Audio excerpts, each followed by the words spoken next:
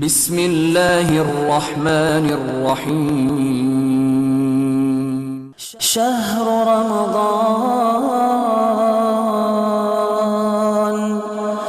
رمضان الذي انزل فيه القرآن. السلام علیکم ورحمۃ اللہ وبرکاتہ.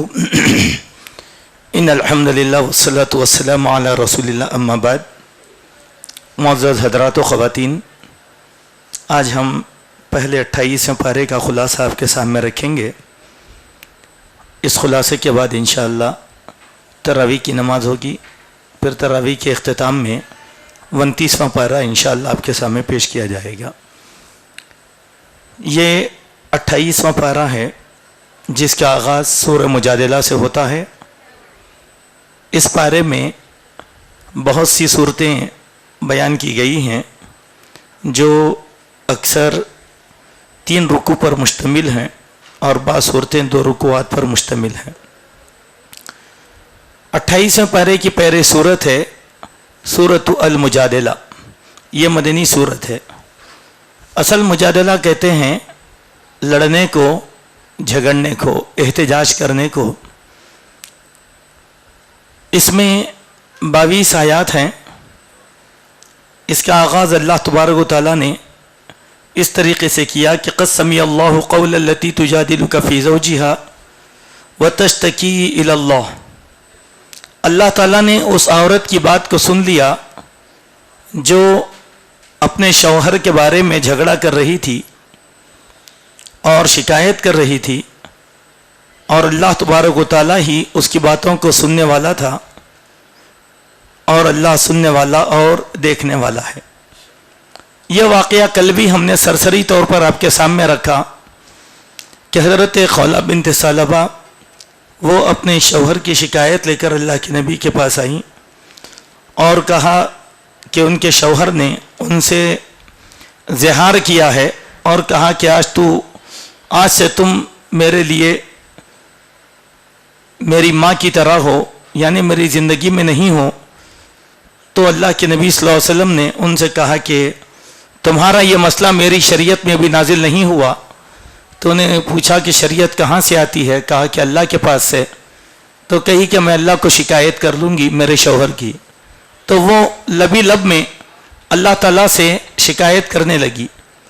تو اللہ تعالیٰ نے یہ احکام کو نازل فرمایا. تو یہ صحابیہ کا نام تھا زینب خولہ بنت ثعلبہ، اور ان کے شوہر کا نام تھا اوس بن صامت رضی اللہ عنہ. اس کے بعد آیت نمبر 2 سے لے کر 4 تک زہار کا مسئلہ بیان کیا گیا. الذین یظاہرون منکم من نسائہم ما ہن امہاتہم. اگر کسی انسان نے اپنی بیوی کو ماں کہہ دیا تو وہ ماں نہیں بن جاتی، بلکہ تمہاری ماں تو وہ ہے جس نے تم کو جنم دیا. جنم دینے والی جو ذات ہوتی ہے وہ ماں کی ہوتی ہے. بغیر جنم دینے والی ذات کبھی بھی ماں نہیں کہلوائے گی. تو تم جو اپنی زبان سے بےہودہ باتیں کر رہے ہو وہ قول زور یعنی فحش گفتگو ہے، گناہ کی گفتگو ہے. ایسی گفتگو ہرگز نہ کریں اور نہ ایسی جو ہے تشبیہات کبھی کسی کو دینے کی کوشش کریں. اس کے بعد آیت نمبر 9 سے لے کر آیت نمبر 10 میں اللہ تبارک و تعالیٰ نے ایک حکم بتلایا جس حکم پر ہم سب کو جو ہے غور کرنا چاہیے کہ سرگوشی کرنا کے معنی آسان سی زبان میں کانا پھوسی کرنا. اللہ تبارک و تعالیٰ نے اس سے منع فرمایا. عمومی ہم لوگوں کے پاس عادت ہوتی ہے سرگوشی کرنے کی یا کانا پھوسی کرنے کی، تو اللہ تعالیٰ کو یہ عادت بہت ناپسند ہے. یا ایھا الذین آمنوا، اے ایمان والو، اذا تناجیتم فلا تتناجوا بالاسم والعدوان ومعصیۃ الرسول وتناجوا بالبر والتقوی. دیکھو، جب تم کو سرگوشی کرنا ہو تو تم برائی کے کاموں میں، گناہ کے کاموں میں اور رسول اللہ صلی اللہ علیہ وسلم کے معاملات میں سرگوشی نہ کرو. ہاں، سرگوشی کرنا ہے تو نیکی کے کام میں سرگوشی کر سکتے ہو. اللہ تبارک و تعالیٰ سے ڈرتے رہو، اسی کی طرف لوٹ کر جانا ہے. انما النجوى من الشیطان، اس لیے کہ سرگوشی یہ شیطان کا فعل ہے. मोमिनों को इससे डरना चाहिए। अब सरगोशी शैतान का फेल है, यानी बुराई की। मिसाल के तौर पर हम सब बैठे हुए हैं, मैं किसी के साथ बुराई करना चाह रहा हूं और वो आदमी भी मौजूद हो गया, फर्ज कर ले मुझे उसको कत्ल करना है, तो मैं कान में कहता हूं कि जो फलां बैठा हुआ है ना लाल छत पे, बस उसी का काम कर दो, तो ये हो गई सरगोशी। ये हराम है, ये शैतानी फेल है, गुनाह का काम है, अल्लाह के नबी की मासियत है, इसमें सरगोशी नहीं। अब फर्ज कर लें हम दो भाई बैठे हैं और यहीं पर ऐलान हो गया कि फलां जगह मस्जिद में बोरवेल डलाना है कोई बोरवेल डलाने वाला तो आगे आइए। तो मेरे जी में ये बात आई कि ये काम मेरा भाई करे, तो मैं आहिस्ता भाई को कहता हूँ भाई आप कर दीजिए, ये जायज़ है। बोले कि क्यों? ये नेकी के काम की है, ये मासियत के काम की नहीं होती। तो नेकी के काम की सरगोशी करना ये जायज़ है, गुनाह नाफरमानी और अल्लाह के रसूल की मुखालिफत की सरगोशी करना यह इस्लाम में मुतलक तौर पर हराम है। उसके बाद महफिल के आदाब पर अल्लाह तबारक व तआला ने एक हुक्म यहां पर बयान फरमाया, या अय्युहल्लज़ीना आमनू, ईमान वालो, जब तुमसे कहा जाता है कि मजलिस में कुशादगी पैदा करो तो मजलिस में कुशादगी पैदा कर लो। व इज़ा क़ील इंशुज़ू फंशुज़ू, और तुमसे कहा जाता है करीब आ जाओ तो करीब आ जाओ। यरफ़इल्लाहु लज़ीना आमनू मिनकुम वल्लज़ीना ऊतुल इल्म दरजात, अल्लाह तबारक व तआला तुम में के जो अहले इल्म हैं उन लोगों के दर्जात को बुलंद फरमाता है और अल्लाह हर चीज से बाखबर है। मिसाल के तौर पर कैसे कि तफस्सहु फिल मजालिस, अल्लाह के नबी ने कहा मजलिसों में कुशादगी पैदा करो। जैसे हम लोग बहुत फैल फैल कर बैठे हुए हैं, लोग आ रहे हैं, लोगों को बैठने के लिए जगह नहीं है, मुक़र्रिर या खतीब चूंकि मिंबर पर बैठा रहता है वो इस तकलीफ को महसूस करता है, कहता है कि भाई आप लोग थोड़ा सा करीब आ जाएं। तो आदमी खतीब साहब बोलने के बाद अपनी जगह नहीं बैठना, करीब आ जाना। बाद लोगों की आदत होती बोलते रहते भाई अपनी जगह अपन बैठो, नहीं, गलत। जब तुमसे ये कहा जाए कि मजलिस में कुशादगी पैदा करो तो कुशादगी पैदा करो। अब कोई आदमी आया, मैं कह रहा हूं कि थोड़ा सा आप हट जाइए, ये हट गए, आप बैठ जाइए, बैठ गया। क्यों? जगह है इसीलिए मैं कह रहा हूं, जगह नहीं है तो मैं नहीं। तो अल्लाह ने खुसूसी तौर पर यह हुक्म नाजिल किया। इसी तरीके से अगर बाद लोगों की आदत होती है करीब करीब होकर बैठते हैं कि मस्जिद में कुशादगी बहुत होती है, तंगी के साथ बैठते हैं, तो मैं कहता हूं कि भाई इतनी तंगी से क्यों बैठे, मेरी आवाज आप तक आएगी, थोड़ा सा कुशादा हो जाओ, फैल जाओ तो फैल जाना। तो मजलिस के ये आदाब बताए गए हैं, इन आदाब पर अमल करना यह बहुत जरूरी है। अब बात यहां यह मालूम हुई कि जब यह बात अल्लाह तबारक व तआला ने कह दिया तो फर्जियत के दायरे में यह बात आ गई, यानी मजलिस को तंग करना या कुशादा करना, इसका जब हुक्म दिया जाता है तो यह हुक्म अल्लाह की तरफ से है, लिहाजा इस पर अमल करना हर इंसान के लिए बहुत ही लाजिम और ज़रूरी है। उसके बाद इस सूरत की आयत नंबर 21 में अल्लाह सुब्हानहु व तआला ने एक बात यह बयान फरमाया, कतबल्लाहु लअग़लिबन्ना अना व रसूली इन्नल्लाह क़विय्युन अज़ीज़। ये आयत बड़ी हिकमत वाली आयत है, इस पर तफसील से गुफ्तगू की जा सकती है छोटा सा जुमला। अल्लाह ने क्या कहा? यकीनन इस बात को अल्लाह ताला ने तहरीर कर दिया है कि गालिब आने वाली जात अल्लाह ही की है और गालिब आने वाली जात रसूलुल्लाह सल्लल्लाहु अलैहि वसल्लम की है। रुए जमीन पर अल्लाह और उसके रसूल के अलावा कोई गालिब आने वाला हरगिज हरगिज नहीं है, इसलिए कि अल्लाह तबारक व तआला बहुत ही ताकत है और ताकत वाला है और बहुत ही इज्जत वाला है। इसके माने क्या है? इसके माने ये हैं कि वो लोग जो अल्लाह और उसके रसूल की मुखालिफत में लगे हुए हैं और अल्लाह ताला के रास्तों से लोगों को रोकते हैं, सबसे पहले मुसलमान को हिम्मत नहीं हारना चाहिए बल्कि हौसलों के साथ रहना चाहिए کہ اللہ تبارک و تعالیٰ ہی غالب آنے والا ہے. اب دیکھیں اذان پر پابندی, آپ اپنی تدبیر کیا کر سکتے؟ آواز کس کا بلند ہو رہا ہے؟ اللہ کا. اللہ اکبر اللہ اکبر. اللہ کہتے ہیں تم کبھی دے خاطر مت ہو, غالب اللہ ہی آ کر رہے گا, غالب اللہ ہی آ کر رہے گا. اذان دینے کا حکم کس کا ہے؟ رسول اللہ صلی اللہ علیہ وسلم کا. غالب رسول اللہ ہی آ کر رہیں گے. اللہ اور اس کے رسول کے احکام کی مخالفت کر کے کوئی بھی غالب آنے والا نہیں ہے. غالب اللہ کی بات رہے گی. اس کے بعد سورہ حشر کا آغاز ہوتا ہے اور اس میں 24 صورتیں ہیں. اس میں قبیلے بنو نذیر کا تذکرہ اللہ تبارک و تعالیٰ نے کیا, ان کی جلاوطنی کا تذکرہ کیا. اس سورت کی آیت نمبر 2, 3 سے لے کر 5 تک اللہ تبارک و تعالیٰ نے بنو نذیر کی جلاوطنی کا تذکرہ کیا. مدینے میں 3 قبیلے تھے یہودیوں کے بڑے بڑے, ایک بنو نذیر اور دوسرے بنو قریظہ اور تیسرے بنو المستلق.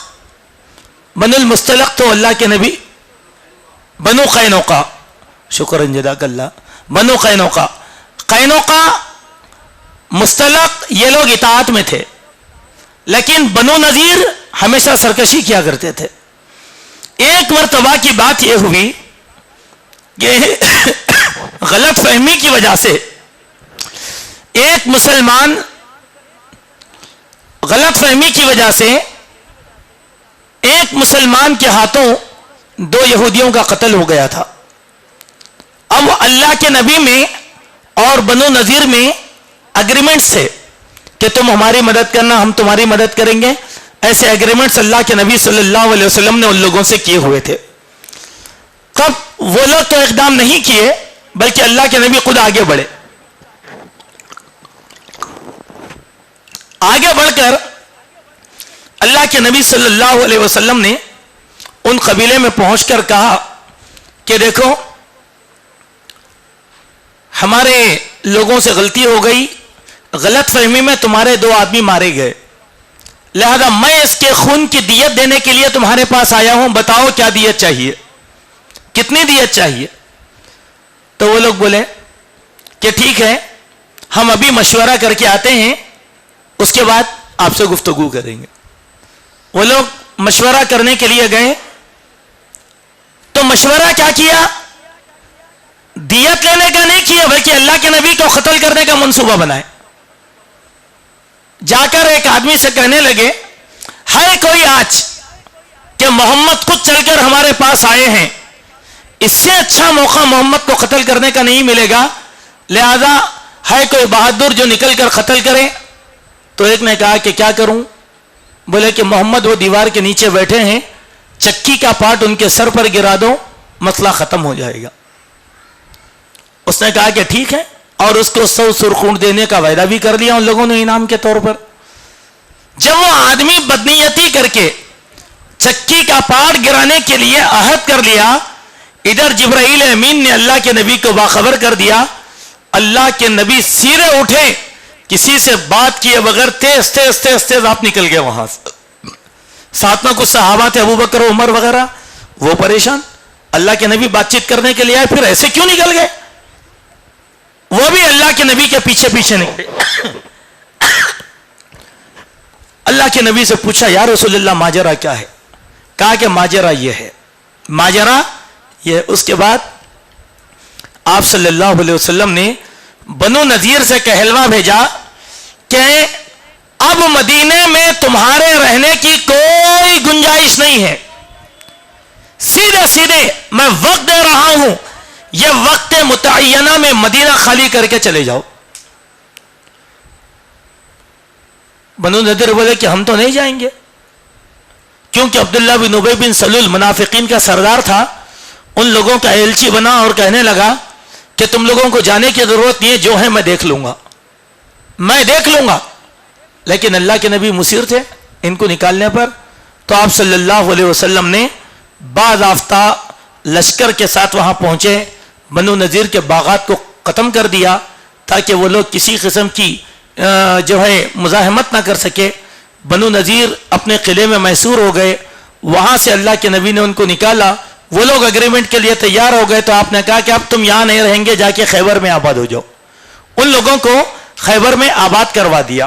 تو یہ جو واقعہ ہے اس کو سرسری طور پر اللہ تبارک و تعالیٰ نے یہاں پر ذکر کر دیا, لیکن اس میں ایک بہت بڑی بات ہے, وہ یہ ہے ذالک بانہم شاقوا اللہ ورسولہ. ان کا یہ برا انجام اسی لیے ہوا کہ ان کے دل میں اللہ اور اس کے رسول کے متعلق ٹیڑھا پن اور دشمنی آ گئی تھی. وَمَن يُشَاقِقِ اللَّهَ فَإِنَّ اللَّهَ شَدِيدُ الْعِقَابِ. جو کوئی اللہ کے ساتھ بغض رکھے گا, حسد رکھے گا, کینہ اور کپٹ رکھے گا, اس کا انجام اللہ تبارک و تعالیٰ اسی طریقے سے برے سے برا کر دیں گے.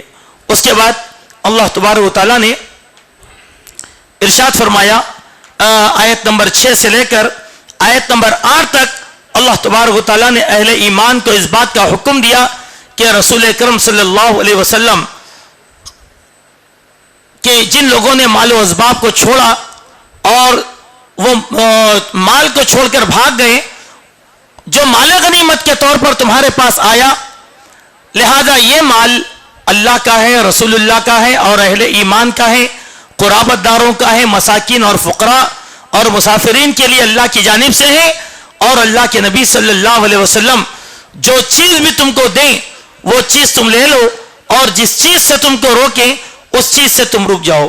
اس کے بعد اللہ سبحانہ و تعالیٰ نے آیت نمبر 11 سے لے کر 14 تک منافقین کی خصلت اور بری عادت بیان کی.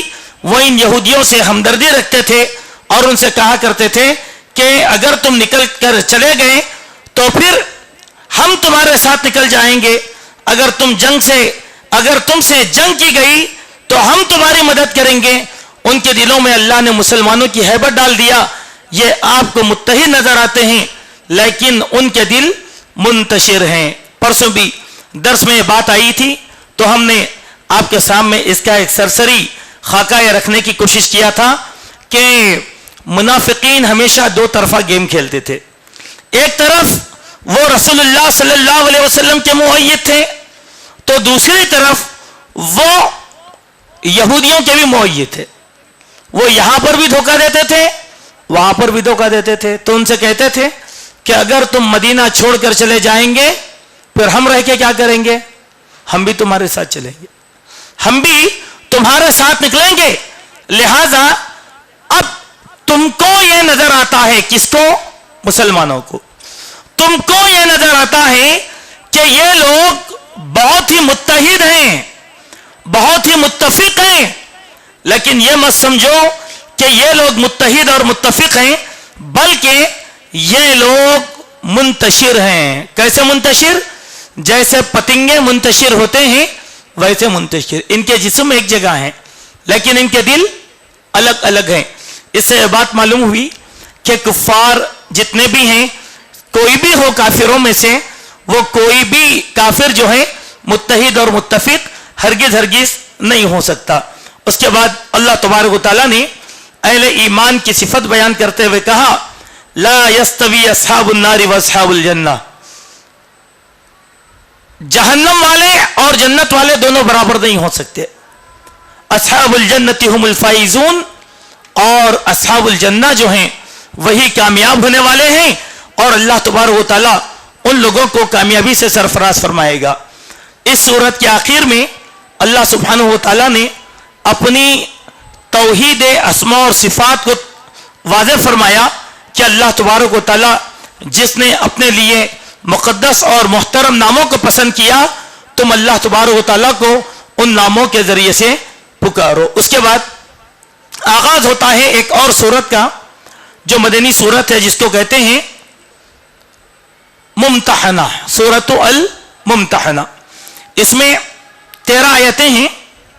اس سورت کے آغاز میں اللہ تعالیٰ نے اللہ کے نبی کو اس چیز کا حکم دیا کہ اے نبی, میرے اور تمہارے دشمن کو کارساز اور دوست ہرگز مت بناؤ. پہلی حکمت عملی مسلمانوں کو اللہ تبارک و تعالیٰ نے بتایا یا ایھا الذین آمنوا لا تتخذوا عدوی وعدوکم اولیاء، تم میرے دشمن اور تمہارے دشمن ان سے ہاتھ مت ملاؤ، ورنہ کیا ہوگا اگر آپ ہاتھ ملائیں گے ان سے تو اسد مدنی صاحب باہر رہیں گے اور داعیہ اسلام جیل میں چلے جائیں گے. یہی ہوگا ہاتھ اگر ملائیں گے تو.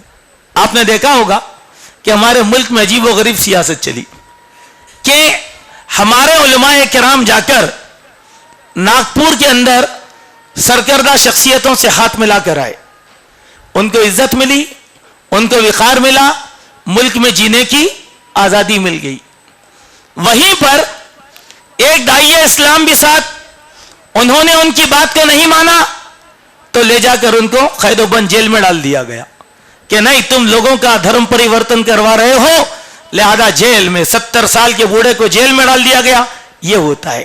اللہ نے یہاں وہ حکمت بتلایا، میرے اور تمہارے دشمن کو آپ دشمن سمجھتے کہ نہیں سمجھتے؟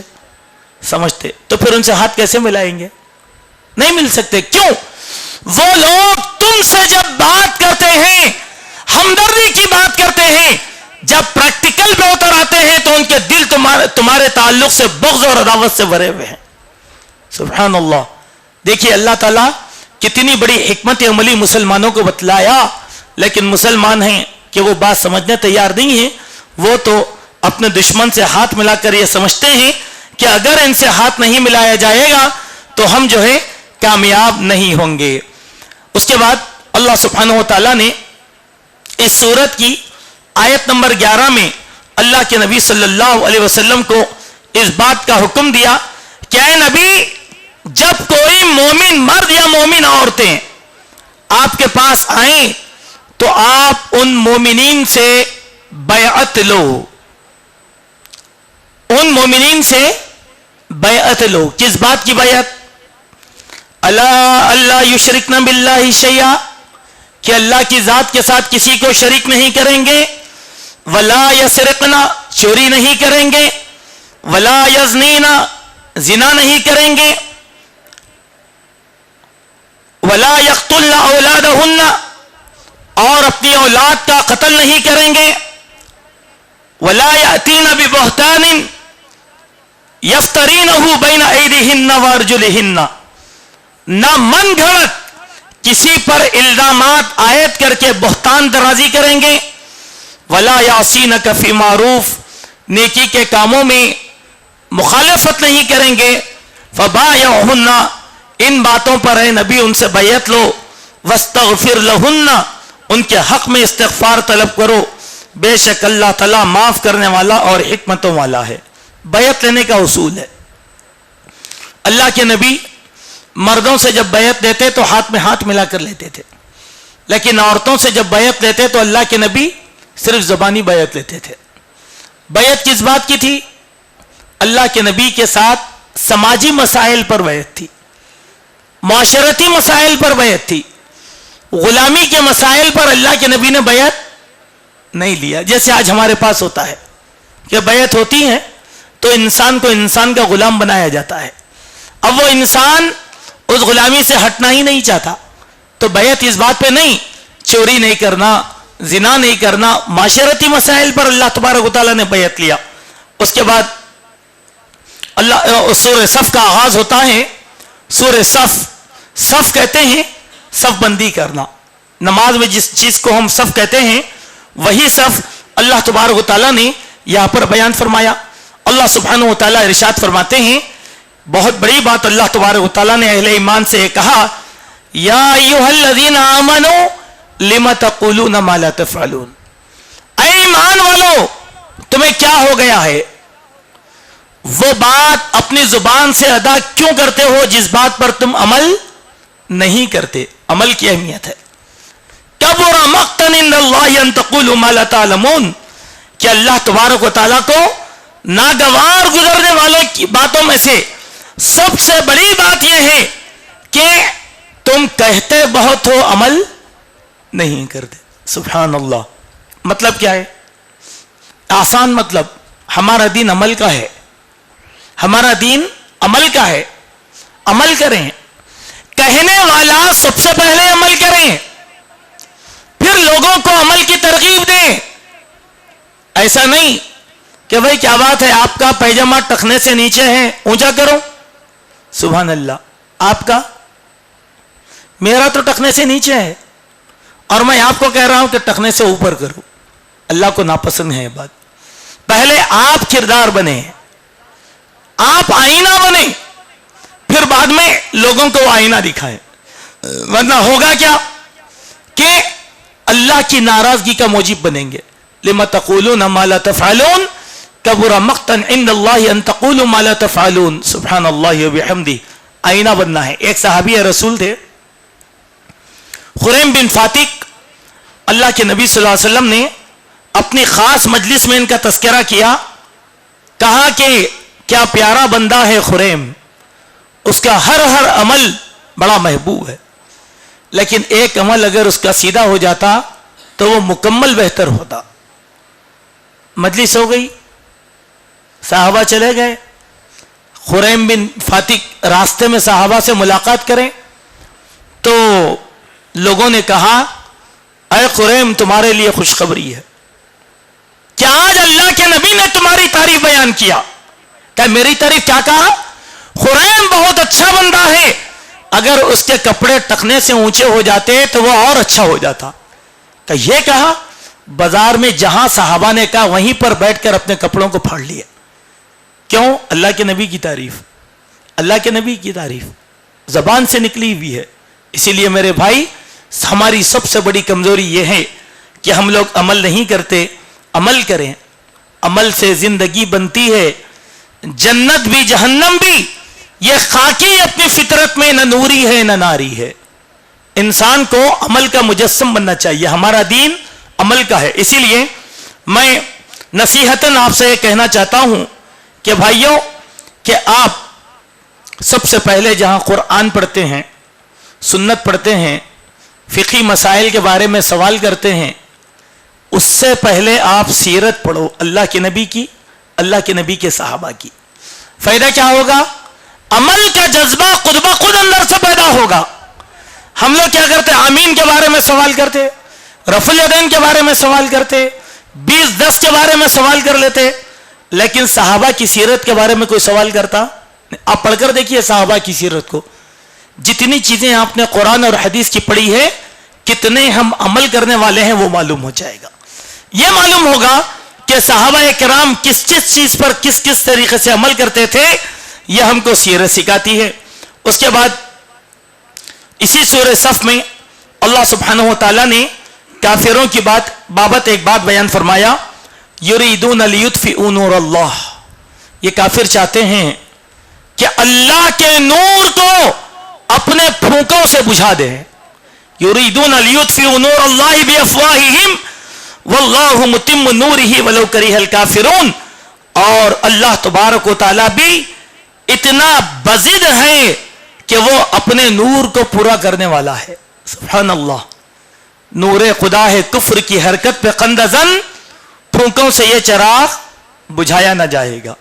لوگ یہ چراغ ہے پھونکنا چاہتے ہیں اسلام کی شمع کو، تاکہ یہ شمع بجھ جائے. کیا بجھ جائے گی؟ نہیں، یہ شمع نہیں بجھے گی. بجھنا تھا تو اسی وقت بجھ جاتی جب رسول اللہ اکیلے تھے. بجھ جانا تھا تو اس وقت بجھ جاتی جب آپ پر ایمان لانے والوں کی تعداد 4 تھی. اب ان 4 سے 17 ہوئے، ان 17 سے 82 ہوئے، 82 سے 128 ہوئے، 128 سے 313 ہوئے. کیا یہ شمع بجھی؟ کیا قرآن کا وعدہ بجھ گیا؟ یریدون لیطفئوا نور اللہ. یہ آندھی آتے رہیں گی، جاتے رہیں گی. مٹے کئی لوگ مٹ چکے ہیں جو اس آندھی کو بجھانے کے لیے آئے تھے، لیکن یہ چراغ برابر جلتا رہا. آپ دیکھیں، ایک سلطنت مدینہ تھا، اس کے لوگوں نے احزاب میں ختم کرنا چاہا، اللہ نے زندہ رکھنا چاہا، اور اس کے بعد جو ترقی کا سلسلہ ہوا کہ ریاست مدینہ کے بعد 10,500 کا کرۂ ارض اسلامی سلطنت کا محور بن گیا حضرت عمر کے زمانے میں. اور آج مسلمانوں کے 56 ممالک ہیں، 33% آبادی پر مسلمانوں کا قبضہ ہے. کیا یہ چراغ بجھ جائے گا؟ نہیں. یریدون لیطفئوا نور اللہ. یہ آندھیاں آئیں گی, یہ آندھیاں چلیں گی, لیکن اس کا کوئی اثر اللہ کے دین پر ہونے والا نہیں ہے. وہ لوگ اسی طریقے سے کہتے رہیں گے اور ہمارا دین اسی طریقے سے ترقی کرتا رہے گا. اس کے بعد اللہ تبارک و تعالیٰ نے اس صورت میں ایک بہت اہم بات بیان کیا تجارت کے بارے میں کہ تجارت کیا ہے, اچھی تجارت. اللہ تعالیٰ فرماتے ہیں یا ایھا الذین آمنوا, اے ایمان والو, هل ادلکم علی تجارت تنجیکم من عذاب علیم, کیا میں تم کو ایک ایسی تجارت نہ بتاؤں جس کو تم اختیار کر لو تو اللہ تبارک و تعالیٰ کے عذاب سے بچ جاؤ گے. سبحان اللہ. وہ تجارت کیا ہے؟ تؤمنون باللہ ورسولہ, اللہ اور اس کے رسول پر ایمان رکھو. وتجاہدون فی سبیل اللہ باموالکم وانفسکم, اپنی جان اور مال کے ذریعے سے اللہ کی راہ میں جہاد کرتے رہو. ذالکم خیر لکم ان کنتم تعلمون, یہ تمہارے لیے بہت بہتر ہے اگر تم جان لو تو. یہ ہے تجارت, اللہ کے ساتھ تجارت. چلیے یا ایک لمحے کے لیے رک کر بعض لوگوں کی غلط فہمی کا ازالہ میں کرنا چاہتا ہوں. آج کل ملٹی نیشنل مارکیٹنگ کا سلسلہ ہمارے پاس چلا.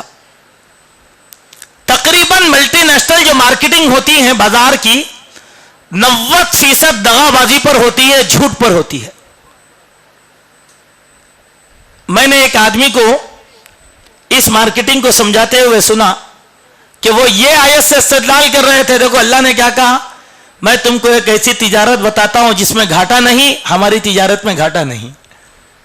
اللہ کے بندے, وہ جو تجارت کہا اللہ تعالیٰ نے وہ ایمان کی بات ہے, عقیدے کی بات ہے. وہ سامان کے لینے اور دینے اور بیچنے کی بات ہرگز نہیں ہوتی. تو بعض اس طریقے کے بھی نکمے ہوتے ہیں جو آیتوں کا غلط استدلال کرتے ہیں. اس کے بعد سورہ جمعہ کا آغاز ہوا. اس سورت کا دوسرا رکوع سب سے زیادہ اہم ہے جس میں لوگوں کو جمعہ کی ترغیب دلائی گئی. اگر صرف ہندوستان میں مسلمان جمعہ کے دن کی پابندی اگر کر لیں تو دیکھو اللہ تبارک و تعالیٰ کی رضامندی کے کتنے دروازے کھل جاتے ہیں. جمعہ کی پابندی اگر عمل کرنا چاہیں, صرف جمعہ, کیا کہا اللہ نے, اے ایمان والو, جب جمعہ کے لیے تم کو آواز دی جائے فَاسْعَوْا إِلَىٰ ذِكْرِ اللَّهِ وَذَرُوا الْبَيْعَ, کاروبار چھوڑ دو اور اللہ کے ذکر کی طرف آؤ, یہ تمہارے لیے سب سے زیادہ بہتر ہے. اور جب نماز ختم ہو جائے زمین میں پھیل جاؤ اور اللہ تبارک و تعالیٰ کا فضل تلاش کرو, اسی میں تمہارے لیے کامیابی ہے. اگر تم کسی کھیل تماشے یا تجارت کو جمعہ کے اس وقت میں دیکھو تو کہہ دو کہ اس کو چھوڑ دو, اس سے بہتر تمہارے لیے اللہ تبارک و تعالیٰ کے پاس ہے. اللہ بہترین روزی دینے والا ہے. بڑا مختصر ترجمہ میں نے کیا, اس کی باتوں کو سمجھ جائیے. جمعہ کی جب آواز آتی ہے تجارتیں بند رہنا چاہیے مسلمانوں کی. اللہ اکبر. اللہ نے کہا یہ بات, حکمت ہے اس کے اندر, حکمت ہے. لیکن کیا کریں بیچارہ مسلمان معاش کا مارا ہوا کہ جمعہ کے دن ہماری تجارت کھلی رہتی ہے اور ہم لوگ اللہ کے ساتھ مذاق کرتے رہتے ہیں. جمعہ کا خطبہ کئی تاجر نہیں سنتے, صرف جماعت حاصل کرنے کے لیے آ جاتے ہیں. کئی نوکروں کو نماز کے لیے موقع نہیں دیا جاتا. ترتیب کیا ہے؟ جمعہ کے دن احادیث میں اس کی تفصیلات ہے. جمعہ کے دن سورہ کہف کی تلاوت کی جائے, نہا دھو کر اچھے کپڑے پہنے جائیں, اپنے آپ کو معطر بنایا جائے, سیدھے مسجد کو تشریف لائیں, اول آ کر بڑے اجر کے مستحق بن جائیں, خطیب کا خطبہ اول سے آخر تک سنیں, نماز پڑھیں, پھر دعائیں کریں اور گھر کو نہ جائیں بلکہ دکان کو جائیں. یہ اللہ کا حکم ہے. ہم لوگ کیا کر رہے ہیں؟ الٹا کر رہے ہیں. ہم لوگ کیا کرتے ہیں؟ جمعہ کی نماز پڑھ کے کھانا کھانے گھر کو جاتے. اللہ کیا کہہ رہے ہیں؟ نہیں, جمعہ سے پہلے کھانا کھا لو. یہ بھی عمل کر کے دیکھو. اللہ کے ذکر کو آؤ, کھانا کھا لو, مسجد میں بیٹھو, تلاوت قرآن کرو, خطیب کا انتظار کرو, نماز پڑھ لو, سیدھے کہاں جاؤ؟ فَإِذَا قُضِيَتِ الصَّلَاةُ فَانْتَشِرُوا فِي الْأَرْضِ, نماز ختم ہو جائے تو زمین میں پھیل جاؤ. کیوں؟ وابتغوا من فضل اللہ، اللہ کا فضل تلاش کرنے کے لیے، یعنی روزی. گھر کو مت جاؤ، سیدھے سیدھے نکل کر کاروبار کھولو، پھر دیکھو کہ اللہ تعالیٰ کاروبار میں کیسی برکت عطا فرماتا ہے. لیکن ہم لوگ الٹا کرتے ہیں، اسی لیے ہماری تجارت میں برکت نہیں ہے، ہمارے ایمان میں برکت نہیں ہے، ہمارے معاملات میں برکت نہیں ہے.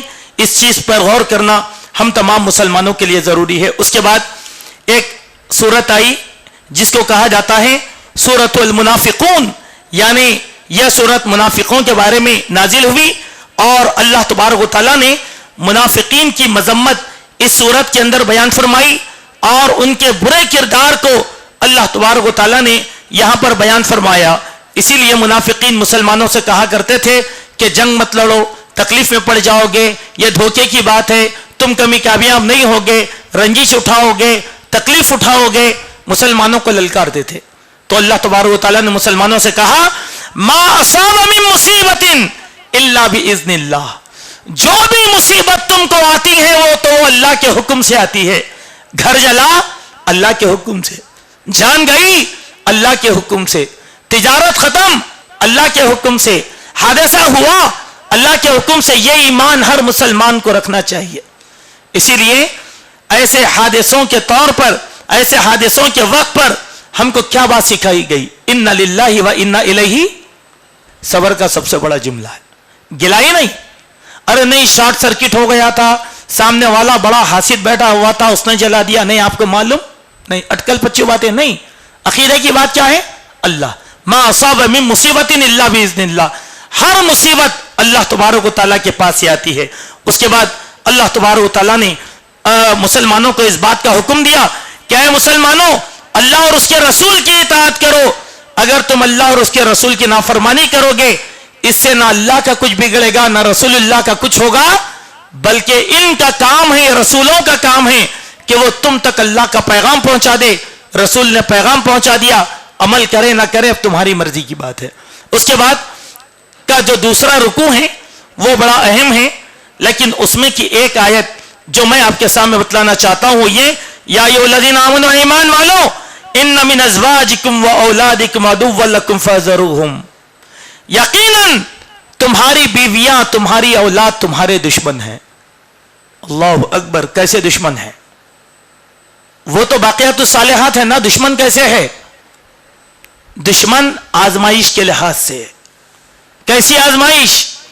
انہی اولاد کی آسودگی کے لیے انسان حرام کمائے گا، سود پر زندگی گزارے گا، خیانت کرے گا، یہ سب معاملات کرے گا، تو یہ سب چیزیں کیا ہو گئی؟ آزمائش. اولاد کبھی آزمائش بن کر آ جاتی ہے، کبھی بیویاں آزمائش بن کر آتی ہیں. اسی لیے اللہ کے پیارے نبی صلی اللہ علیہ وسلم نے مسلمانوں کو بیویوں کے بارے میں کچھ احکامات دیے اور اولاد کے بارے میں کچھ احکامات بیان فرمائے. ہم کو ان احکامات پر عمل کرنا چاہیے. اس کے بعد ایک سورت کا آغاز ہوتا ہے. اس سورت کو کہا گیا سورۃ الطلاق. سورۃ الطلاق کیا ہے؟ سورہ طلاق. سورہ طلاق کیا ہے؟ سورہ طلاق وہی طلاق جو ہم کہتے ہیں طلاق طلاق طلاق، اسی چیز کے نام سے اللہ نے سورت کو نازل کیا. اس سورت میں بنیادی بات کیا کہا کہ اے نبی، جب تم اپنی عورتوں کو طلاق دو تو طلاق کے ایام کی گنتی کر لو کہ کب پہلی طلاق دیے تھے، کب دوسری طلاق دیے تھے، کب تیسری طلاق. اس کو گن کے رکھنا چاہیے. کبھی بھی لوگ سوال کرنے آتے نا، مسائل حل کرنے، کب دیے تھے طلاق؟ ہو گیا ہوں گا مولانا 6 مہینے ہو گیا ہوں گا. اے تاریخ بولو، یاد نہیں رہتا. نہیں، طلاق جب دیتے ہیں تو تاریخ یاد رکھنا پڑے گا. کیوں؟ عدت میں طلاق دینا ہے، وقت میں طلاق دینا ہے، اپنی مرضی اور منشا میں طلاق دینا نہیں ہے. پھر اس کے بعد اللہ نے کہا جب تم طلاق دے دیتے ہو تو تم اپنی بیویوں کو گھر سے لات مار کر مت نکالو. ہمارے پاس ہوتا ہے چل نکل جاؤ تمہارے باپ کے گھر کو نکال دیے خلاص. نہیں، طلاق دینے کے بعد بیوی کو اپنے گھر میں رکھنا ہے، اپنا کھلانا ہے، اپنا پہنانا ہے. پھر وہ جو طلاق دیے تھے نا، تاریخ گننا ہے، وہ تاریخ کے لحاظ سے اب دوسری طلاق دینا ہے. کہاں رکھ کر؟ ابا کے گھر میں رکھ کر نہیں، آپ کے گھر میں رکھ کر.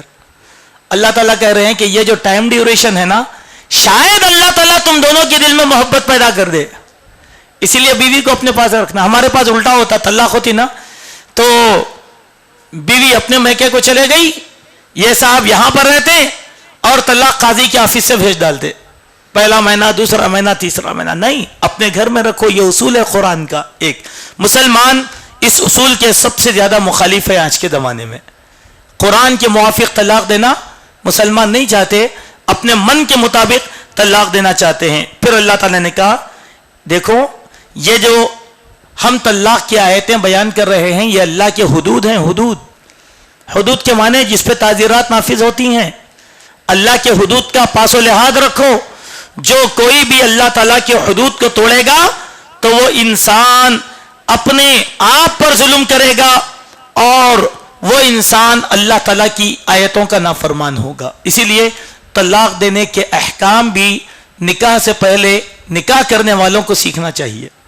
نکاح کی زندگی کی باتیں، ورنہ بچیوں کو معلوم نہیں رہتا، بچوں کو معلوم نہیں رہتا، وہ انجانے میں غلطیاں کر لیتے ہیں اور بڑے لوگ اس کو بڑھاوا دے دیتے ہیں.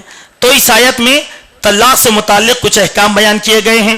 پھر اس کے بعد اللہ تعالیٰ نے ایک اہم بات بیان فرمایا کہ اللہ سبحانہ و تعالیٰ متقیوں کو ایسے راہوں سے روزی عطا فرمائے گا جس کا بندہ گمان نہیں کرے گا.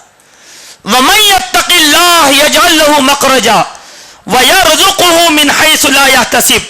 اللہ سبحانہ و تعالیٰ تقوی اختیار کرنے والوں کو ایسے راستوں سے روزی عطا فرمائے گا کہ جس کا بندہ گمان بھی نہیں کر سکتا. سبحان اللہ. جب اللہ دیتا ہے تو چھپر پھاڑ کر دیتا ہے. وہ چھپر کب پھٹے گی یہ اللہ کو معلوم ہے. آدمی تصور بھی نہیں کرے گا. اتنی دولت دے گا اللہ تبارک و تعالیٰ، اتنا روزی دے گا اللہ تعالیٰ، لیکن شرط کیا ہے؟ تقوی. آج ہمارے بہت سے ساتھی لوگ ہیں، وہ لوگ گلا کرتے ہیں کہ ان کی زندگیوں میں برکت نہیں ہے، کاروبار میں برکت نہیں ہے، بڑی مصیبت میں ہیں، بڑی تکلیف میں ہیں، صرف یہی گلا کرتے رہتے. آپ چند دن بعد ملو یہی گلا رہے گا، چند سال ملو یہی گلا رہے گا. یہ گلا کب تک کرو گے؟ اللہ کہتے ہیں وَمَن يَتَّقِ اللَّهَ. کہاں گناہ ہو رہا ذرا سوچو، تم سے کہاں خیانت ہو رہی ذرا سوچو، کیونکہ نقصان خیانت کی وجہ سے ہوتا ہے، گناہ کی وجہ سے ہوتا ہے. اگر آدمی اس کو اصلاح کر کے تقوی اختیار کر لے. دیکھیے آدمی بہت اچھا تھا لیکن فائنانس کی گاڑی خرید کر گناہ کیا ہے، اس کا دماغ اس طرف نہیں ہے، فائنانس کے مکان پر دماغ نہیں جا رہا ادھر، لیکن کیا بول رہا؟ نہیں بھائی اچھا کاروبار، بڑا تنگ ہو گیا، نہیں چل رہا کاروبار، لاک ڈاؤن ہو گیا، ایسا. نہیں، ادھر اپنے عمل پہ غور کرو. کہیں نہ کہیں حرام کا شائبہ اگر ہوگا تو اللہ تبارک و تعالیٰ روزی کو روک دے گا. وَمَن يَتَّقِ اللَّهَ يَجْعَل لَّهُ مَخْرَجًا وَيَرْزُقْهُ مِنْ حَيْثُ لَا يَحْتَسِبُ. اس آیت کے ضمن میں کچھ واقعات بھی احادیث کے اندر بیان کیے گئے ہیں، لیکن اب وہ وقت نہیں ہے کہ ہم آپ کے سامنے وہ ان واقعات کا تذکرہ کر سکیں. اس کے بعد اللہ سبحانہ و تعالیٰ نے سورہ تحریم کو بیان فرمایا. یہ سورت اس پارے کی آخری سورت ہے، لیکن بڑی کمال کی سورت ہے شوہروں کے لیے، اور یہ بڑی کمال کی سورت ہے بیویوں کے لیے. سبحان اللہ. دیکھیں ایک چھوٹا سا فلسفہ ہے. آدمی اپنی بیویوں کی خوشنودی اور آسودگی کے لیے غلط کام کرتا ہے. یہی سوال اللہ اس میں کیا ہے. یا ایھا النبی، اے نبی، لما تحرم ما احل اللہ لک. جس چیز کو ہم نے حلال کیا تم کیوں حرام کر رہے ہو؟ تبتغی مرضات ازواجک. کیوں؟ اپنی بیویوں کی خوشنودی حاصل کرنے کے لیے. نہیں بھائی ہماری بیوی ہوم منسٹر بول دی ہے بس میں یہ کام نہیں کر سکتا. اللہ کہہ رہا ہے اللہ کی بھی نافرمانی کرو گے، اللہ کی بھی نافرمانی کرو گے تو یاد رکھو کہ اللہ تبارک و تعالیٰ نے بہت سی چیزیں تم پر فرض کیا ہے. ہوا کیا؟ ایک مرتبہ امہات المومنین منصوبہ بند انداز میں اللہ کے نبی سے کہے کہ یا رسول اللہ، وہ اپنی ایک زوجہ مطہرہ کے پاس سے آ رہے تھے شہد پی کر، تو لیکن ہم آنے کے بعد اللہ کے نبی کو ایسے کہیں گے. بولے کیا ہے؟ آپ کے منہ سے مغافیر کی بو آ رہی ہے. مغافیر ایک پھول تھا جس کو کھانے سے منہ سے بدبو آتی تھی. تو بولے کہ نہیں نہیں نہیں میں تو مغافر نہیں کھایا, میں تو حفصہ کے پاس سے آ رہا ہوں شہد پی کر, میں تو مغافر نہیں کھایا. تو لوگ مذاق کیے. یہ مذاق اللہ کو ناپسند ہوا تو اللہ کے نبی نے کیا کہا, اللہ کی قسم آئندہ سے میں شہد استعمال نہیں کروں گا. حلال کو حرام کر لیا نا, تو اللہ پوچھ رہے ہیں کس کے لیے حلال کو حرام کریں؟ اپنی بیوی کی خوشنودی کے لیے. وہ تو مذاق کر رہے تھے اور تم اللہ کی حلال کردہ چیز کو حرام کر لیتے. تو معلوم کیا ہوا, کئی چیزیں ایسی ہوتی ہیں جس کو عورتیں اختیار کرتی ہیں, شوہروں کو مجبور کرتی ہیں, جس کی وجہ سے شوہر حرام کو حلال کر لیتے ہیں, حلال کو حرام کر لیتے ہیں. بیویوں کے لیے پیغام ہے اللہ کے حدود میں مداخلت نہیں کرنا. شوہروں کے لیے حکم ہے کہ اللہ تبارک و تعالیٰ کے حدود میں نافرمانی نہیں کرنا. آگے اللہ نے کہا کہ اے نبی کی بیویوں, اگر ہم چاہیں تو تم سب کو نبی کی زندگی سے بے دخل کر دیں گے. پنشمنٹ دیا اللہ تعالیٰ نے امہات المومنین کو. اور یہ مت سمجھو کہ تم نبی کی زندگیوں سے نکل جاؤ گی تو نبی کو کوئی بیوی نہیں ملے گی. تم سے اچھی بیویاں کروا کر لائیں گے. وہ مسلمان ہوں گی, مومن ہوں گی, قناعت کرنے والی ہوں گی, اللہ کی عبادت کرنے والی ہوں گی, اللہ کے لیے رات جاگنے والی ہوں گی, وہ بیوہ بھی ہوں گی اور وہ باقرہ بھی ہوں گی. یہ مت سمجھو کہ ہم ہمارے نبی کو ایسا چھوڑ دیں گے. سبحان اللہ. اب بعض بیویاں بولتے ہیں نا کہ بھئی جاتے کہاں, لوٹ کے ہمارے ہی پاس آنا ہے. حرام اگر کرو گے تو اللہ تبارک و تعالی نیک شوہروں کی زندگی سے بری بیویوں کو خود بخود نکال دے گا. وہ کیسے؟ یہاں پر پنشمنٹ کے طور پر اللہ تبارک و تعالی نے اللہ کے نبی صلی اللہ علیہ وسلم کی مثال دے کر بیان کیا. اس کے بعد اللہ تعالیٰ نے اہل ایمان کو اس بات کا حکم دیا کہ وہ یا ایھا الذین آمنوا قوا انفسکم واہلیکم نارا, جہنم کی آگ سے خود بچیں اور اپنے اہل و عیال کو بھی بچائیں, کیونکہ جہنم کی آگ انتہائی سخت ہے. اس پر بڑے سخت دل فرشتے جو ہے اللہ تبارک و تعالیٰ نے وہاں پر مسلط کر کے رکھ دیا ہے. اس کے بعد اللہ تعالیٰ نے اہل ایمان کو یہاں حکم دیا کہ اہل ایمان اللہ کے دربار میں پکی اور سچی توبہ کرو تو وہ اللہ تم کو جنت میں داخل کرے گا. اللہ تعالیٰ قیامت کے دن اپنے نبی کو اور اہل ایمان کو ذلیل اور رسوا نہیں کرے گا, بلکہ اہل ایمان کے جسم سے اللہ تعالیٰ ایک نور نکالے گا. اس قیامت کی تاریکی میں وہ نور کی روشنی میں اپنے اندھیرے پن کو دور کرتے رہیں گے اور راستہ پار کریں گے اور اللہ سے دعا کریں گے کہ اللہ ہماری بخشش فرما اور ہمارے نور کو مکمل کر دیں, بے شک تو ہر چیز پر قادر ہے. اس کے بعد اللہ تعالیٰ نے نوح علیہ السلام کی بیوی کی مثال دیا کہ وہ نبی کی زندگی میں رہتے ہوئے بھی جہنم رسید ہو گئی. اور اس کے بعد فرعون کی بیوی کی مثال اللہ نے دیا اہل ایمان کے لیے کہ ایک نافرمانی باغی کی زندگی میں رہتے ہوئے بھی اللہ تبارک و تعالیٰ کی توحید کو تھامی ہوئی تھی. پھر حضرت مریم کی مثال دیا کہ مصیبت کے عالم میں مریم نے اللہ کو پکارا اور اپنے تحفظ کی گزارش اللہ تبارک و تعالیٰ سے کی تو اللہ تبارک و تعالیٰ نے ان کی حفاظت فرمایا. یہاں پر 28واں پارہ مکمل ہوا الحمدللہ. اب ہم انشاءاللہ تراویح کی نماز پڑھ لیں گے اور تراویح کی نماز کے بعد انشاءاللہ 29ویں پارے کا خلاصہ آپ کے سامنے رکھنے کی کوشش کریں گے. اللہ تعالیٰ کہی گئی باتوں پر ہم سب کو حسن عمل کی توفیق عطا فرمائیں.